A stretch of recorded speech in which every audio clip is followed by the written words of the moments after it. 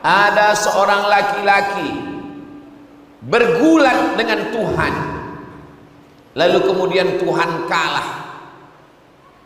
Tuhan dia katakan kalah, bergulat dengan seorang anak manusia laki-laki. Karena Tuhan kalah, lalu Tuhan memberikan satu bidang tanah sebagai hadiah. Tanah itu bernama Palestina. Orang yang bergulat dengan Tuhan itu namanya Yakub. Itulah angan-angan, imajinasi, pikiran kotor, hayalan yang ada di kepala Yahudi Bani Israel. Kisah itu diabadikan oleh Dr. Khalifah Muhammad Hasan dalam kitabnya berjudul Tarikh Al-Yahudiyah, Sejarah Agama Yahudi. Beliau guru besar pakar Yahudi di Alexandria, Iskandariyah, Mesir. Buku itu dia tulis supaya orang Islam tahu bahwa mereka menista Allah Subhanahu wa taala.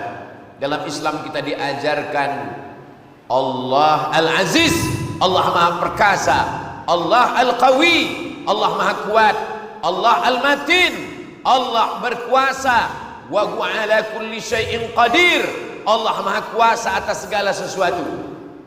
Tidak ada yang dapat mengalahkan Allah. Tapi mereka menista Allah Subhanahu wa taala. Celakanya lagi, penistaan kepada Allah. Mereka yakini, seyakin-yakinnya mereka yakini bahwa tanah itu adalah pemberian karena Tuhan kalah bergulat dengan nenek moyang mereka. Lalu mereka memegang janji itu dan mereka pertahankan dengan senjata sampai tahun 2023 ini.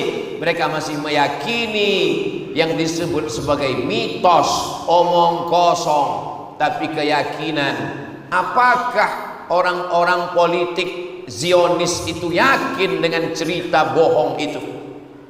Roger Jaraudi, seorang orientalis, orang Prancis, komunis, ateis, tidak bertuhan, tapi kemudian dia mengkaji, akhirnya dia masuk Islam, dia bersyahadat, jadilah pemikir bernama Roger Jaraudi. Dia menulis buku bahwa Israel membangun negara berdasarkan mitos, bohong. Roger Jaraudi dipenjara oleh pemerintah Prancis karena dianggap merusak hubungan bilateral antara kedua negara.